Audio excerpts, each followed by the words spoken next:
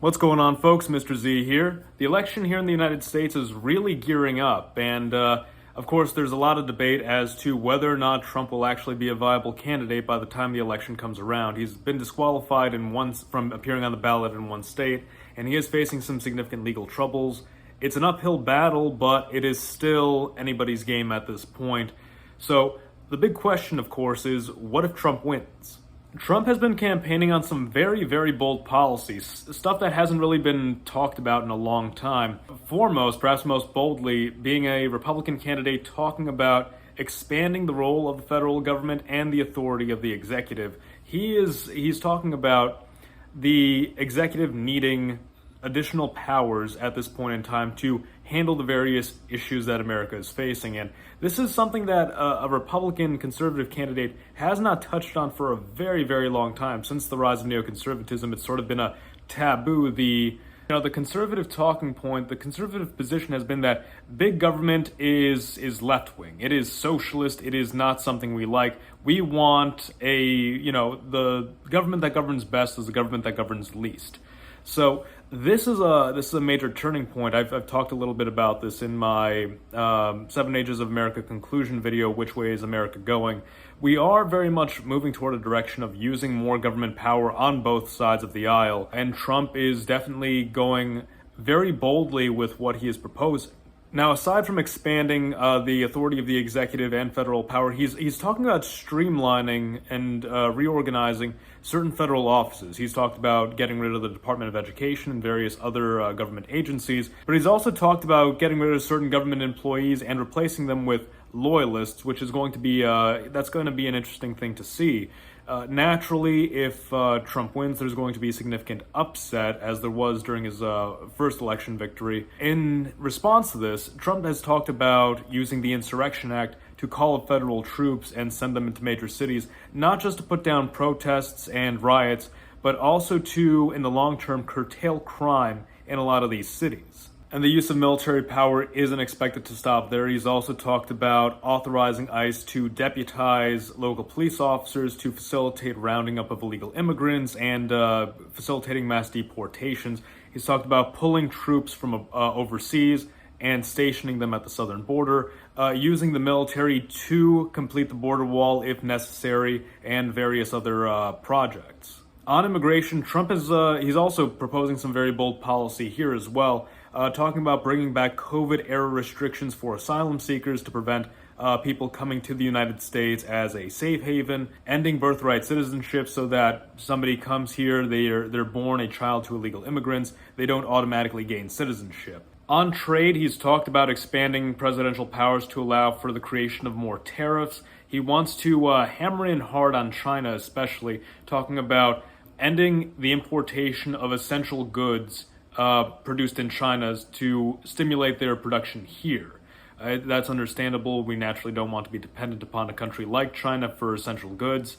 But beyond this, there's also discussions of increasing tariffs on other countries that are trading unfairly with the United States, as well as develop energy self-sufficiency, not through the current use of renewable energies, which he's arguing are not at a level where we can be self-sufficient, but exploiting oil and coal until the technology for renewable energies reaches a level where it is more practical to use them. Trump has also begun supporting a significant number of new natalist policies inspired by Hungary, giving people baby bonuses or subsidies for having children to help them raise those children and alleviate the expenses of raising a kid, with the goal of stimulating a new baby boom to prevent the population issue the United States is facing and much of the developed world will be facing in the next few years. What's also quite interesting is Trump's proposition to construct what he calls freedom cities on federal land, most likely out in the western states.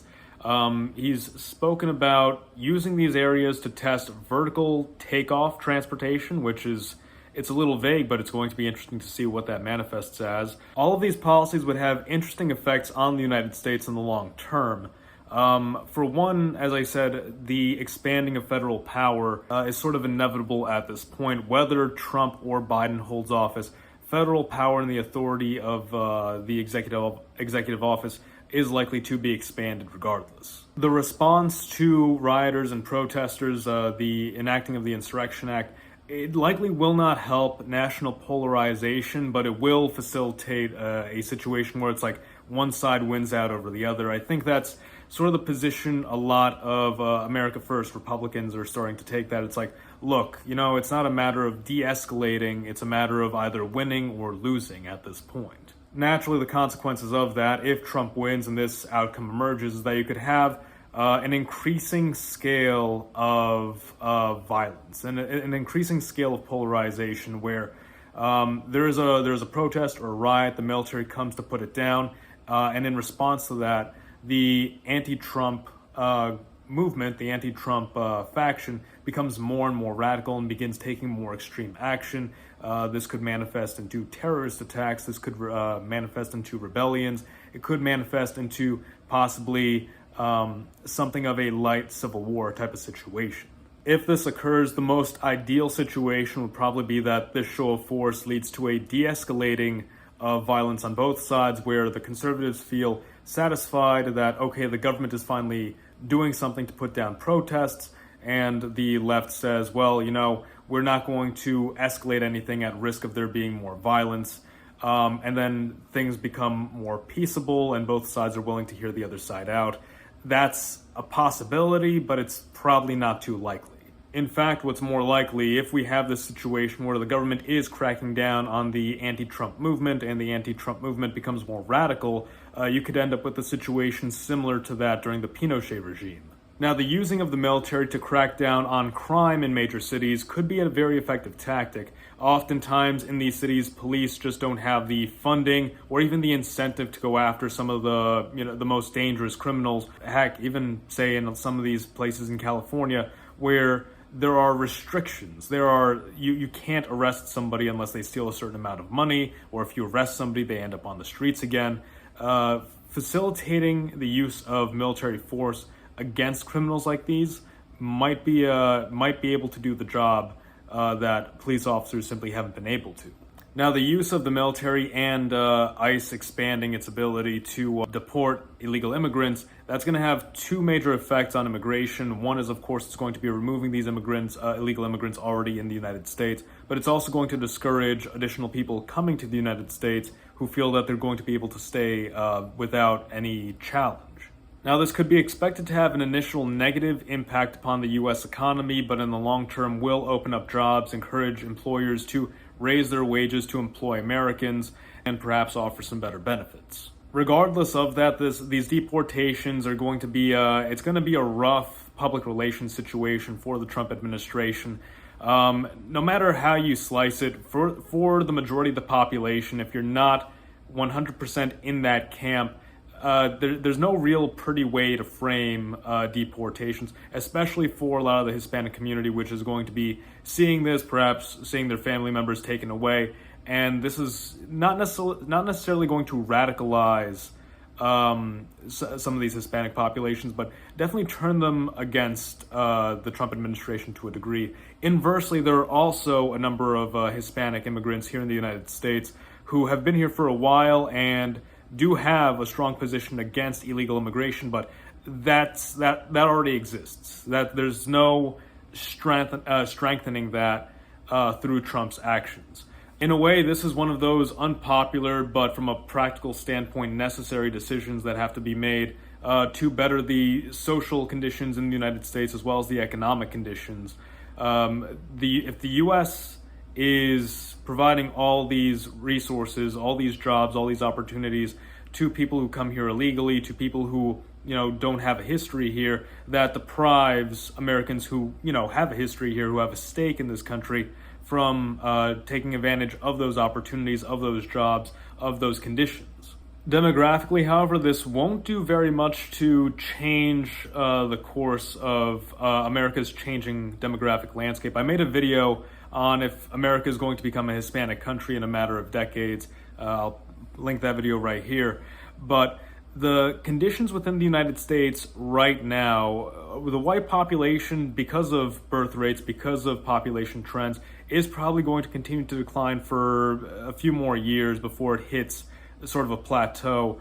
The black population will probably rise a little bit, maybe by a point or two in the next few decades, but the Hispanic population is still on course to grow very rapidly, as is the Asian population. Once again, I recommend anybody who wants to hear some more details about that, watch that video up there. Now, much like his deportation policy, his tariffs policy is going to initially hurt the U.S. economy, as prices will go up and it'll be a bit more difficult to purchase certain goods. But in the long term, this is going to make America more self-sufficient. It's going to create more jobs. It's going to create conditions where America is able to produce these essential goods here in the United States and not be dependent upon foreign powers. That money that people spend on goods will be remaining here and continue to enrich the nation, as opposed to going to another country and enrich that country instead. Once again, this is going to be fairly unpopular because of the initial hit many people are going to take. But like I said, in the long term, this is one of those situations where it's an unpopular decision.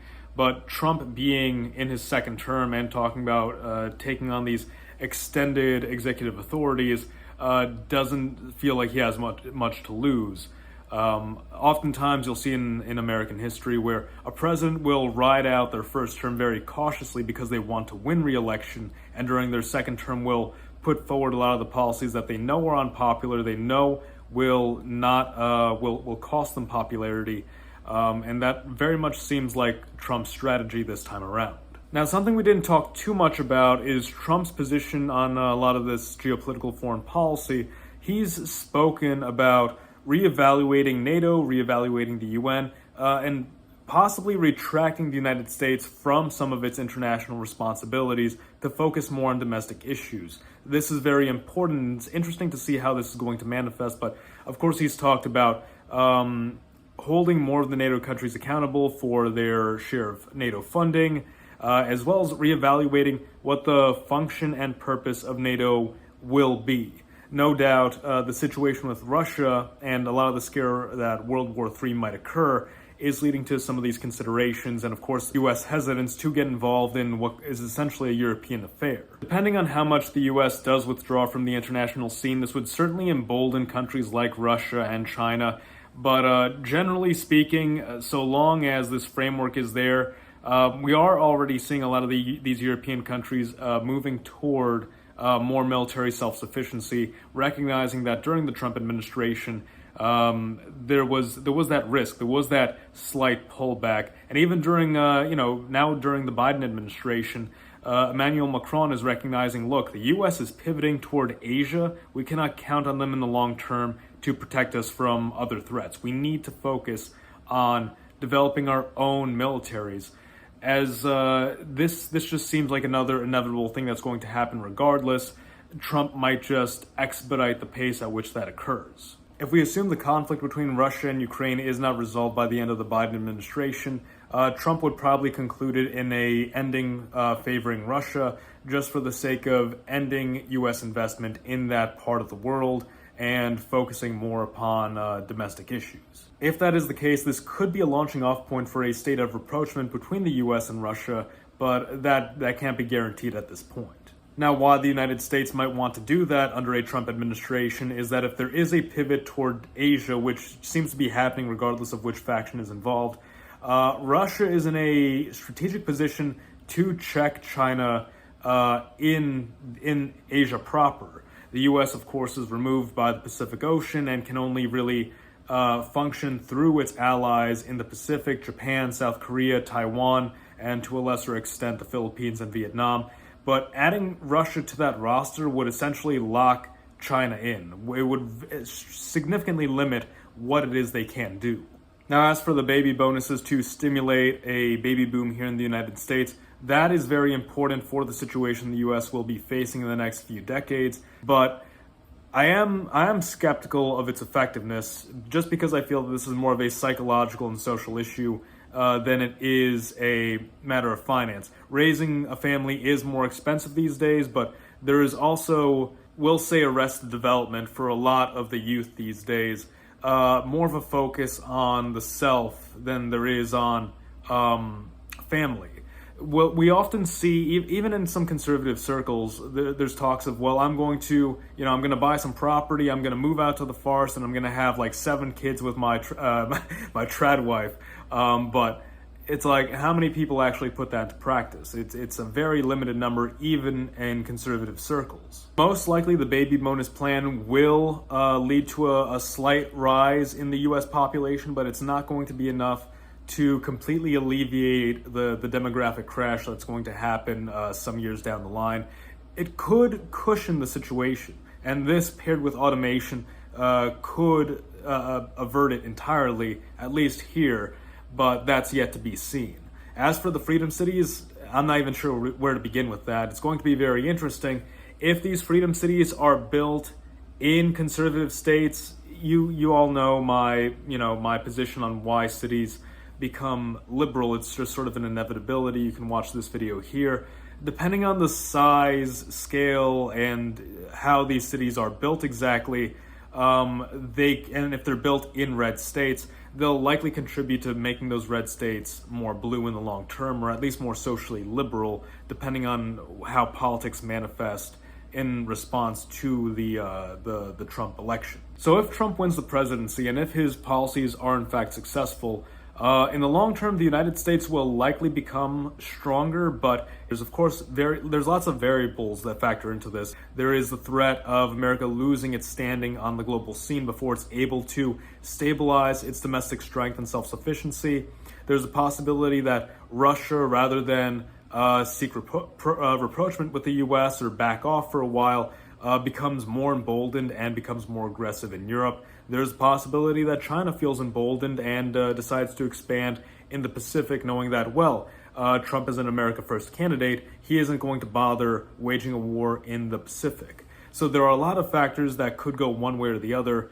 But by and large, like I said, if these policies are successful, you will likely have a stronger America. Let me know what your thoughts are in the comments below. Like the video if you enjoyed it, and subscribe for more. Mr. Z, out.